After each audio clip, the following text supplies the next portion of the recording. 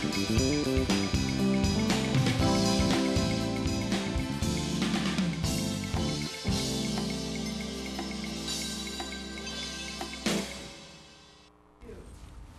welcome to the Lowcountry View of Hilton Head.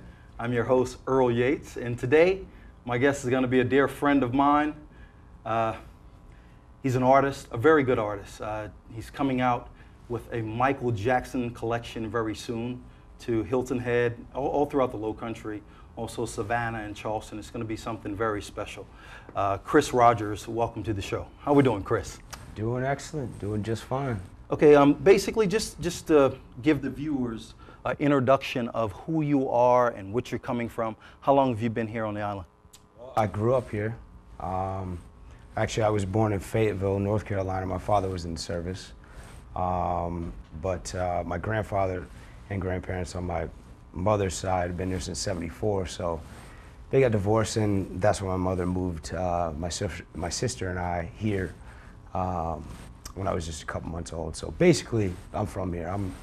I can consider myself a local. Absolutely, a native yeah, nonetheless. Yeah. Well, starting on Hilton Head, we grew up at a different time. You know, me being a little before you, and right. You know, meeting afterwards. You know, first thing I knew of you before we met was, you know, big soccer star. You know, moving up to be a professional soccer player. Never had a chance to watch you. I mean, how were the dynamics of you growing up as a kid on Hilton Head?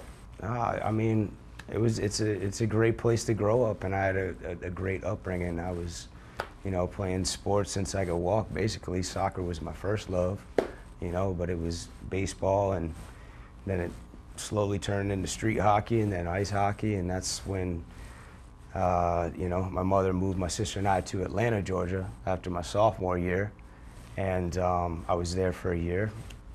You know, fell in love with ice hockey there, and actually got an amazing opportunity to attend a prep school in Connecticut, and that's really where things took off. So ended up from there, ice hockey, soccer, lacrosse, which I had never played, which was amazing.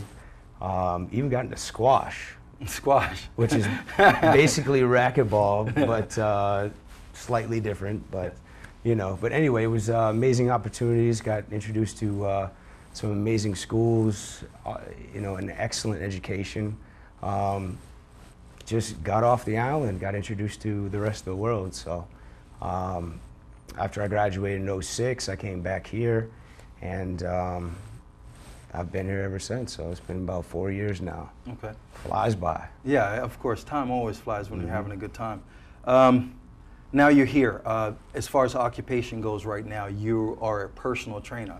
Obviously, from what I've seen at the restaurant, you're pretty popular a personal trainer, so obviously you do that very well. Well, I do. I personal train, but I also work at the restaurant, which I love, roast fish and cornbread. Stop on by. And painting. That's my love. That's my passion. That's what I want to do for the rest of my life, and you know, that's my direction. Well, right now, of course, that's the biggest reason why we're here. Of course, is to introduce people to your art. Right. Now, what inspired you to be an artist? I mean, it seems like everything was geared at the beginning towards being an athlete, you know, and all of a sudden, you know, it's like I make jokes at you at the restaurant, how, you know, God must have focused on you, took a blink, and was supposed to go to a different person, but you were already standing there, so you got a little more gifts. So to be as talented as you are and as athletic as you are, but to also be an artist, that's and a very good one. That's pretty special. I appreciate that. I guess it would come down to hereditary. I mean, from what I know, my father was, he was somewhat of an untrained artist himself. And I've been, you know, as long as I could hold a pencil, I've been sketching, drawing.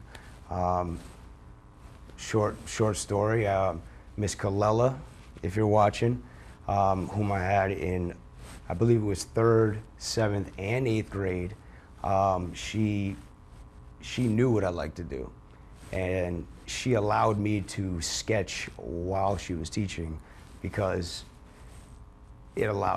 I could just absorb what she was teaching better. Yes, you know? So as long as I could hold a pencil, I've been drawing, and it wasn't until I had that opportunity to go to prep school that I got introduced to painting, and ever since it's been an obsession.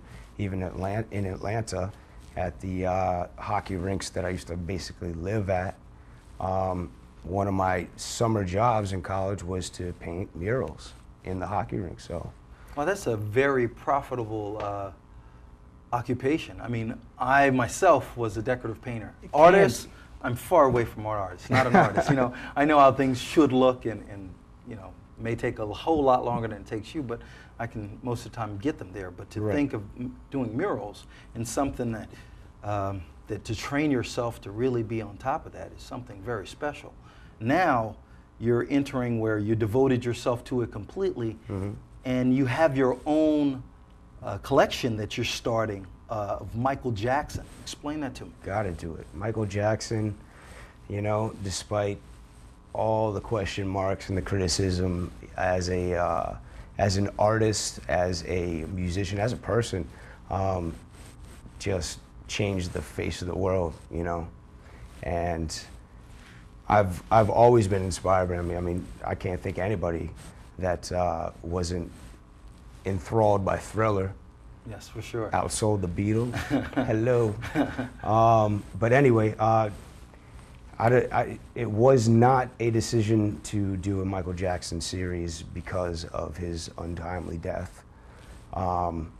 It just came upon me at the time that it did. But I've always painted things that, you know, have an emotional connection with me, you know? So it just kind of comes out as opposed to something that's, you know, forced. So your medium, I mean, what do you use? Are you using just oils, watercolors? How is that? Mainly oils. I mean, I dabble with some watercolors for fun, but mainly oils. I enjoy working large scale murals. You know, even some of the smaller paintings that I do, you know, they're pretty big. You know, I'd say on average I work 3 to 4 feet in terms of dimension, and I don't know. That's what I do, and it's everything from, you know, I do a lot of portraiture work. I know it's vague and I know it's completely overplayed, but you know, I do abstracts that are basically, if I could describe it, it'd be tons of color, tons of shapes, and tons of movement. As far as your Michael Jackson collection, how many paintings do you have?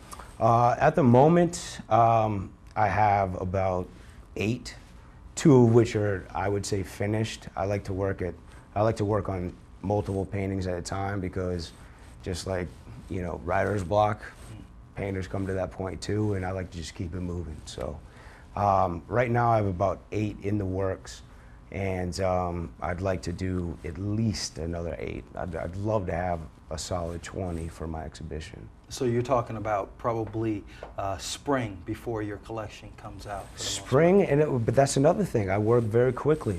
I do. I keep it, like I said, I keep it moving. And my projection would be, you know, late November, early December is when when I'd love to be done with with everything that I'm working on, like a full Michael Jackson series. So do we expect to see like famous poses like him doing the moonwalk? You name it. And everything. You name it. So we're going to have a little bit of everything there. You name it. The Billie Jean lean. It's got a ring to it.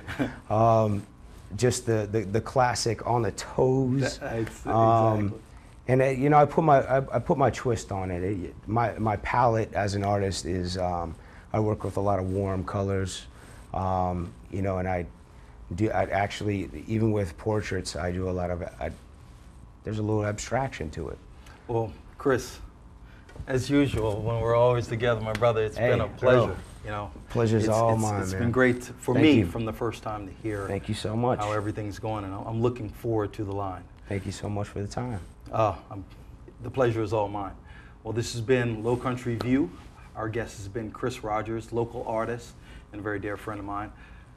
We're going to take a break right now. The first session is finished, and we'll be back in just a little bit.